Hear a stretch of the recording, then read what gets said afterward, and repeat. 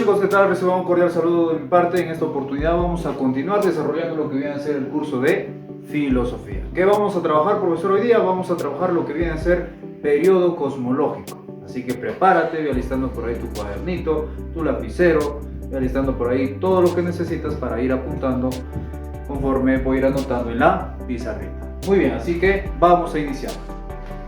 Mira, a ver, lo importante dentro del periodo cosmológico es que conozcas la palabra arjé. Profesor, ¿y qué significa la palabra arjé? La palabra arjé significa principio. Como profesor, ¿qué significa? Principio. Entonces, eso vamos a ir anotando por acá. La palabra arjé significa principio. Ahí está. Y bueno, al inicio, ¿no? Los pensadores dentro de la filosofía, pues, se preguntaron cómo se había formado el cosmos, cómo se había formado la vida. Y empezaron a dar algunos postulados, algunas teorías de cómo se ha formado la vida, cómo se ha formado, se ha iniciado el cosmos. El primer filósofo de la historia, que ya conoces, que ya sabes, ¿no? Que es el padre de la filosofía, el que inició el paso del mito al logos, ¿no? A explicar de forma racional el origen de lo que viene a ser el cosmos, fue Tales de Mileto. Y Tales de Mileto nos dice que el origen del cosmos viene a ser el agua. ¿Cómo, profesor? El agua. Entonces eso vamos a anotar por acá. El origen del cosmos es el agua. Es su principio. ¿De quién? De Tales de Mileto. Muy bien. Vamos a ir anotando también por acá unas características esenciales de este filósofo. Pues te comento que él fue un gran matemático y astrónomo de su época. Entonces por acá, un excelente matemático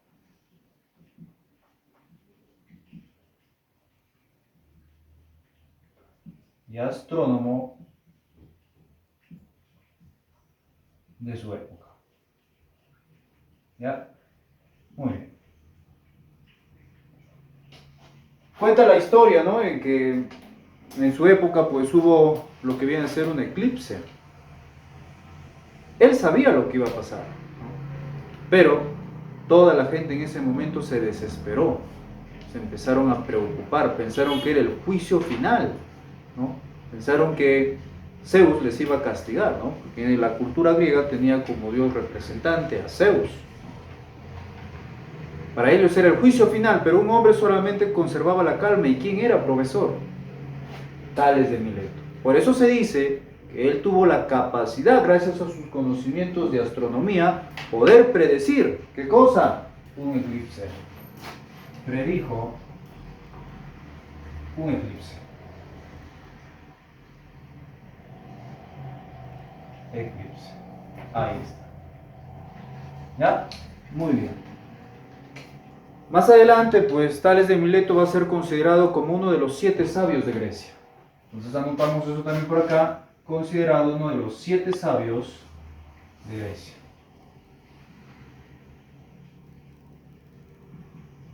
Ahí está. Muy bien. ¿Qué más, profesor? También fundó una escuela muy importante para poder impartir sus conocimientos de astronomía, de geometría, de matemática, todo lo que él conocía, ¿no? ¿Cómo se llamó esa escuela, profesor? Fundó la escuela jónica. Fundó la escuela jónica. Y en esta escuela tuvo como discípulo, o discípulos, mejor dicho, Anaximandro y Anaxímenes. Profesor, ¿y Anaximandro qué es lo que va a hacer? Anaximandro también nos propone un principio de cómo se había formado el cosmos. ¿Y cuál es el principio para Anaximandro, profesor? El principio para él viene a ser el apeirón. Y dice Anaximandro que el apeirón es algo infinito, es algo indeterminado. Eso agrégalo por favor ahí también en tu cuadernito. ¿Ya? Agrega entonces eso. El apeirón, ¿qué significa? Algo indeterminado. Algo infinito. Que se encuentra en todo lo existente. Anaximandro también se caracteriza porque fue el primer filósofo de la historia que crea un mapa geográfico de la Tierra. Se caracteriza porque fue el primero en crear un mapa de la Tierra.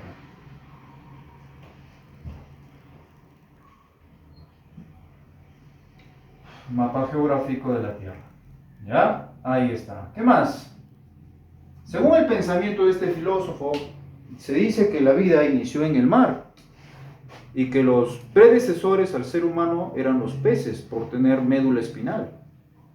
Y dice que también el hombre es un pez, pero un pez superior por tener la razón o inteligencia. Entonces eso vamos a anotar también por acá. El hombre es un pez superior. Postulado ¿de quién? De Anaximandro de Mileto.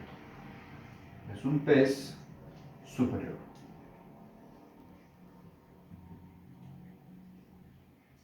Ahí está. Muy bien. Y vamos con el siguiente filósofo que viene a ser Anaxímenes de Mileto. Profesor, ¿y Anaxímenes de Mileto cuál es su principio? Su principio viene a ser el aire. Entonces anotamos eso también por acá. Su principio es el aire. Ahí está. ¿No? En su época, pues, discutía con su maestro Tales, ¿no? Ya que Tales decía que el principio es el agua, pero para él era el aire. Y le dice, ¿no? Maestro, el aire cuando se condensa, cuando se enfría, y cuando interviene el calor, se forma el agua. Entonces, cuando el aire se condensa o se enfría, mejor dicho, se enfría, se vas a notar acá, se enfría,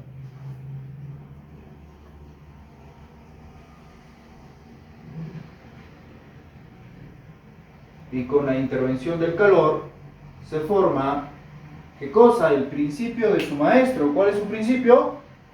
El agua. ¿Ya? El agua. Entonces, mira bien. Decía que todos los seres vivos necesitan del aire para poder sobrevivir.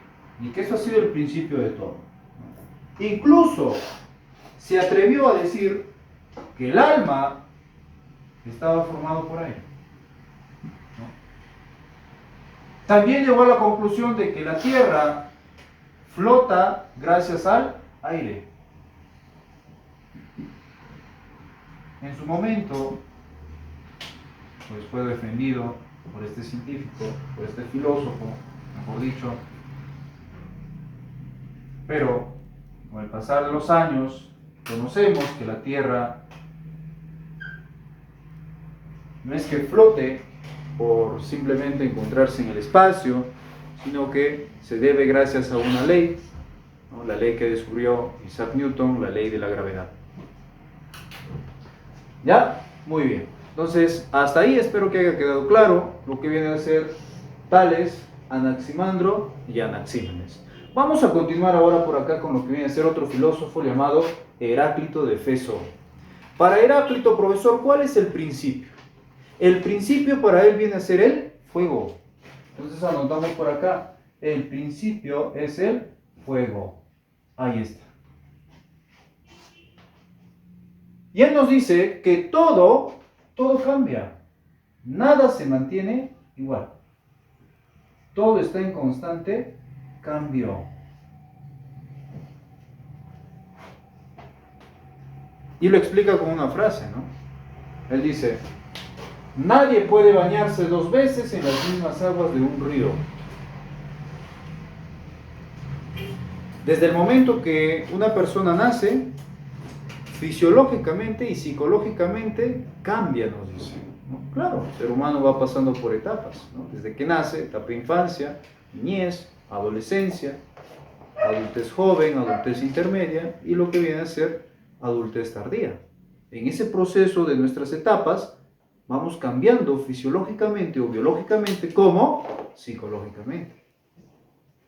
Entonces su postulado era racional, coherente, de que todo cambia.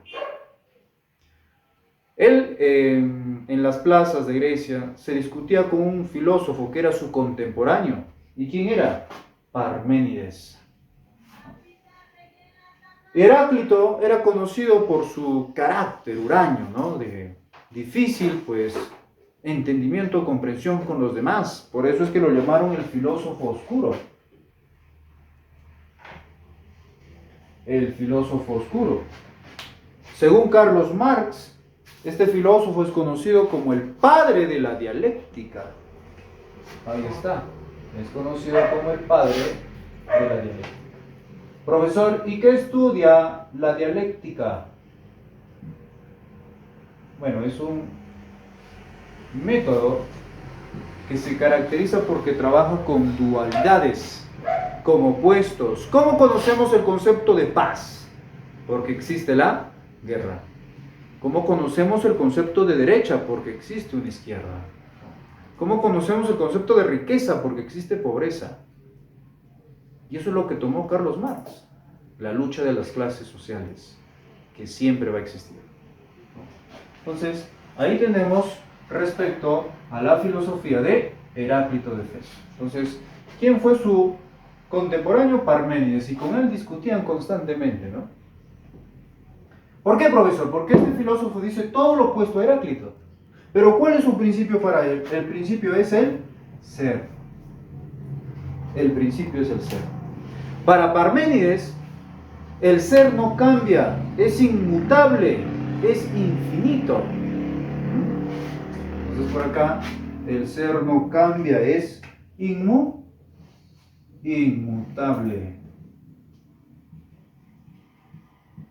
Ahí lo tienes, mira.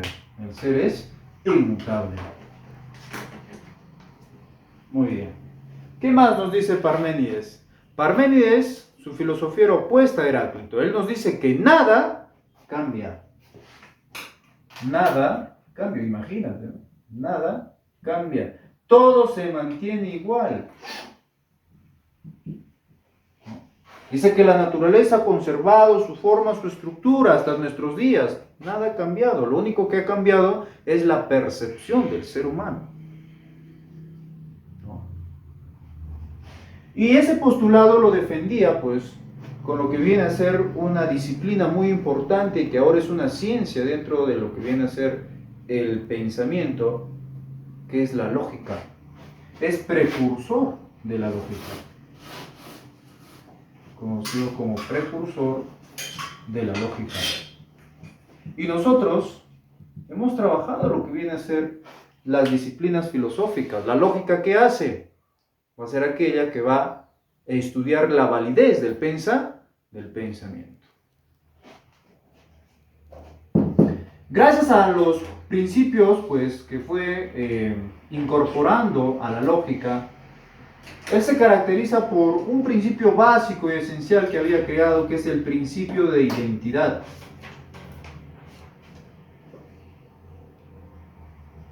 El principio de identidad, donde dice A es igual a A y punto.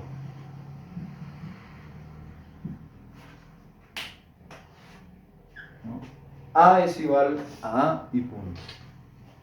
¿Y qué entendemos por esto? Por ejemplo, sabemos que en la Tierra, o por ejemplo en Perú nada más, hay 33 millones de peruanos, ¿no? De los cuales está formado por personas de dos sexos, ¿no? Que deben ser varones y mujeres. Ahora, los varones o los hombres, ¿no? Fisiológicamente somos iguales. Hombre es igual a hombre, ¿no? A pesar de que tal vez tengamos personalidades diferentes. Incluso la biología lo demuestra, ¿no? ¿Cuántos cromosomas, cuántos pares de cromosomas tiene la especie humana? 23 pares. Y todos los seres humanos tenemos esa misma cantidad de cromosomas.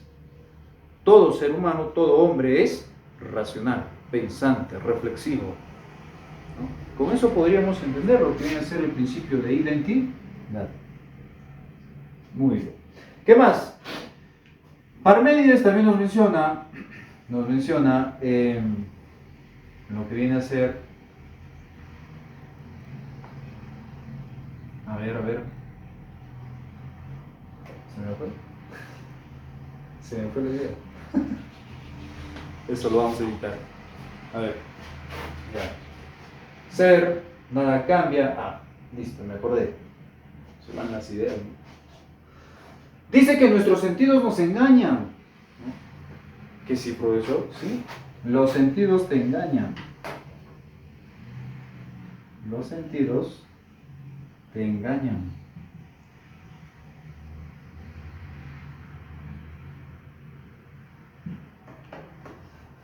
¿Que sí, profesor? Claro. Por ejemplo, a nuestra percepción diríamos que la Tierra es plana. O tú lo ves redonda, o lo ves ovoide, ¿no? Para la gente, ¿no? Que estaríamos hablando, por ejemplo, en la época medieval, estaba la teoría de lo que viene a ser de que la Tierra era plana. Pasados los años, gracias a esta ciencia llamada la astronomía, conocemos que la Tierra no es plana, es ovoide o esférica. Los sentidos nos engañan. ¿Qué más? Podríamos decir nosotros, ¿no?, que el centro del cosmos viene a ser la Tierra. Cuando nosotros, por ejemplo, estamos viendo el Sol, nosotros vemos que el Sol se mueve o gira alrededor de la Tierra, la Luna. ¿Pero será cierto eso? ¿El Sol gira alrededor de la Tierra o la Tierra gira alrededor del Sol? La Tierra gira alrededor del Sol. Y no somos el centro del cosmos. El centro del cosmos es el Sol. Los sentidos nos engañan, ¿no?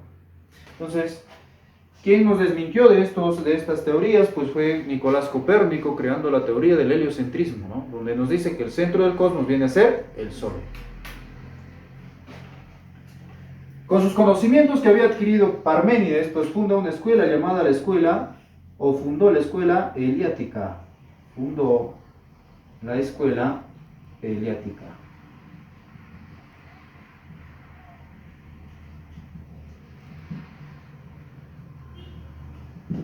¿Ya? Ahí está.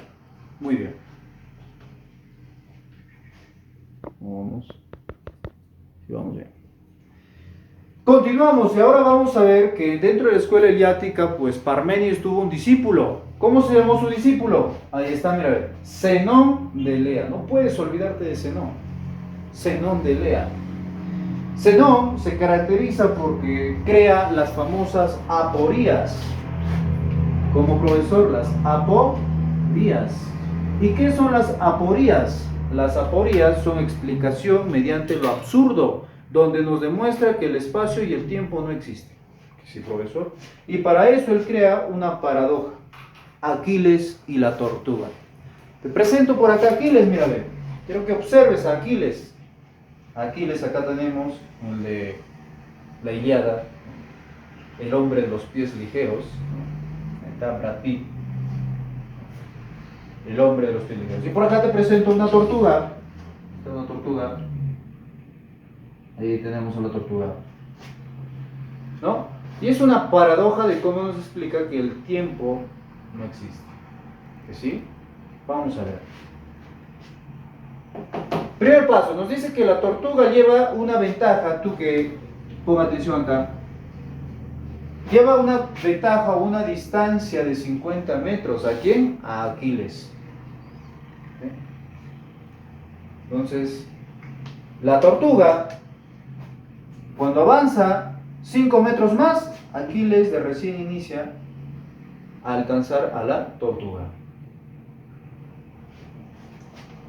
Cuando la tortuga avanzó 5 metros, Aquiles llega a esa distancia que le llevaba, ¿no?, de 50 metros.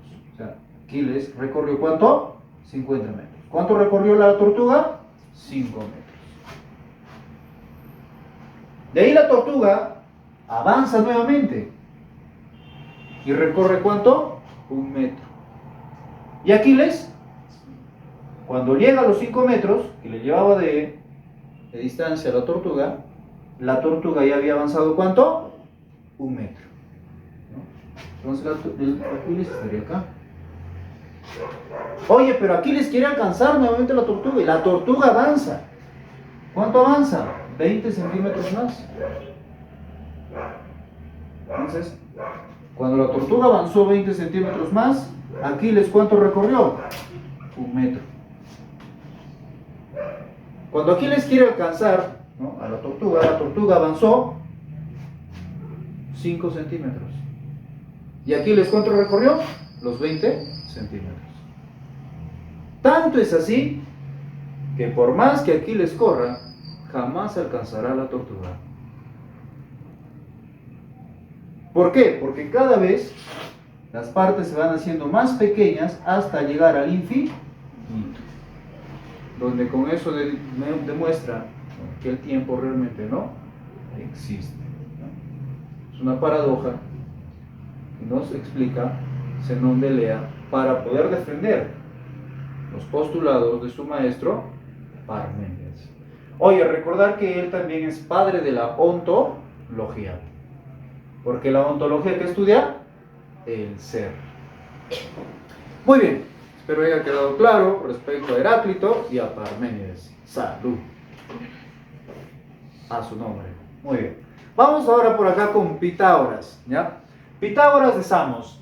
¿Cuál es el principio básico para Pitágoras, profesor? Para Pitágoras el principio son los números. Los números. Ahí está. Pitágoras era un excelente matemático de su época también. Gran matemático.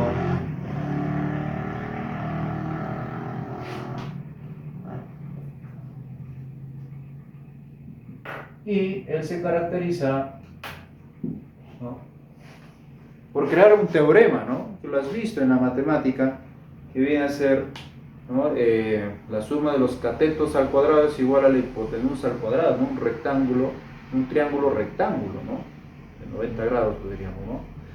Ese teorema fue creado por Pitágoras de Samos. Pitágoras se caracteriza porque tenía una creencia en lo que viene a ser la inmortalidad del alma. Creía en lo que viene a ser la inmortalidad del alma. La inmortalidad del alma. ¿Solo eso? No, también en la transmigración del alma. ¿Qué quiere decir transmigración, profesor? El alma migraba de un ser vivo a otro. ¿Cómo así, profesor? Pitágoras, por ejemplo, imagínate que tenía una vecina, la vecina Rosa, ¿no?, y la vecina Rosa muere. Entonces, como él cree en el alma, imagínate que la vecina Rosa tal vez no se ha comportado bien en este mundo, ¿no? Tal vez ha hecho cosas malas. Entonces decía Pitágoras, su alma sale de su cuerpo y migra ¿a dónde? A un animal para que pueda ser purificado. Su alma se pueda purificar. Oye, Pitágoras creía en lo que vienen a ser las dualidades. Las dualidades, ¿no? Esta tierra está formada por sus opuestos, ¿no? Derecha, izquierda, blanco, negro, ¿no?, arriba, abajo, etc. Todo tiene su opuesto, decía, ¿no? También Pitágoras fundó una escuela donde impartió su conocimiento, y para que puedas pertenecer a esta escuela tenías que ser como el vegetariano. Fundó la escuela pitagórica. Fundó la escuela pitagórica. Pitágoras a los números los representaba por puntos. A los números los representaba por puntitos, ¿no? Un punto al número 1, 2 puntos al 2 y así, ¿no? Pero él se caracteriza también porque tenía el famoso, o su famoso número perfecto, el que daba origen a todas las cosas que puedes observar. ¿Y cuál era su número perfecto? Su número perfecto para él es el 10. Vamos a decir el 4. El 10. Su número perfecto para Pitágoras. Sí, el de Messi, correcto, el de Messi. ¿Ya? Muy bien. Entonces, eso vienen a ser características esenciales de lo que viene a ser Pitágoras. Oye, vamos a Anaxágoras. Anaxágoras, su principio viene a ser las homiomerías. ¿Y qué significa las homeomerías? Homeomerías significa semillas, ¿no? Eran como pequeños átomos, pero que estaban en desorden en el espacio. Pero cuando se unían, formaban las cosas materiales que puedes ver. Pero había una inteligencia que las unía. ¿Cómo se llamaba esa inteligencia y que les daba un orden? Se llamaba nous.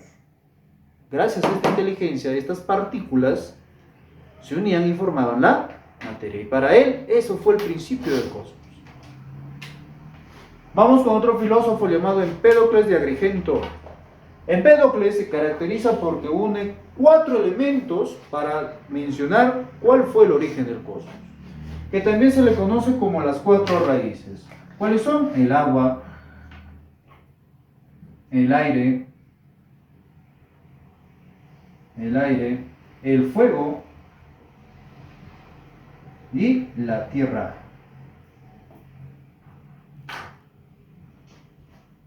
Los 4 elementos o raíces que cuando se unen forman vida, pero cuando están separados no forman nada, no hay vida. Entonces dice que hay 2 fuerzas en este mundo. Hay una fuerza que va a permitir que estos 4 elementos se unan y puedan formar vida. ¿Cómo se llama? El amor. O sea, ¿el amor qué hace? Une. Ahí está. A unir para poder formar la vida o la materia, todo lo que existe. Pero va a haber una fuerza que va a separarlos y no va a permitir que se forme vida. ¿Cuál es? El odio. ¿El odio qué hace? Separa.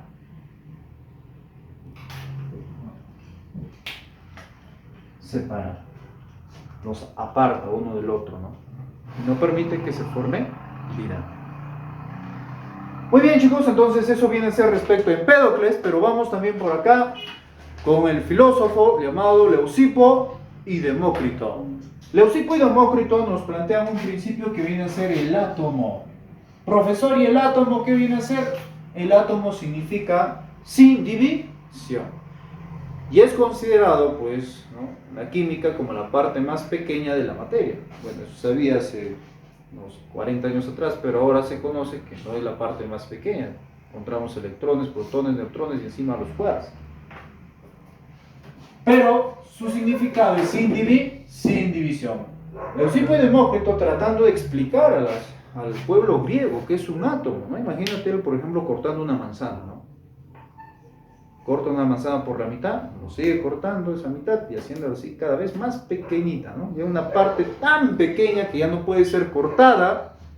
Y a eso dijo, oye, esto que tú ves acá, ¿lo ves o no? Se llama átomo. La gente en su tiempo no entendía, ¿no? Dejaron de lado esto. Por eso es que la química tiene un gran atraso en su avance científico. Si hubieran tomado desde esa época lo que vienen a ser los postulados de Leucipo y Demócrito, la química fue una ciencia más avanzada. Más adelante de recién Thomson toma esta teoría.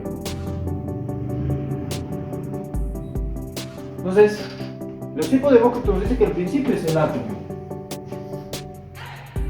Y había 2 tipos de átomos. Había átomos finos, decía, átomos finos que me formaban el alma, o a los entes superiores que vienen a ser los dioses griegos. Pero los átomos gruesos que conformaban el cuerpo, y por hablar, diríamos, de partículas pequeñas que conforman la materia, su filosofía se sintetiza por ser filósofos materialistas.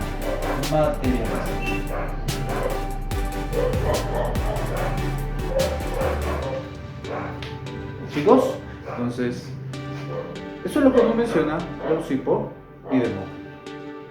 Muy bien, y con esto pues ya estamos terminando lo que viene a ser el temita de periodo cosmológico. Si es la primera vez que ves este video, no te olvides de suscribirte, de activar la campanita, de dejar por ahí los comentarios, de qué tema quieres para poder ayudarte en la siguiente sesión. Y no te olvides que estás en Psico. Nos vemos en la próxima oportunidad. Chau, chau.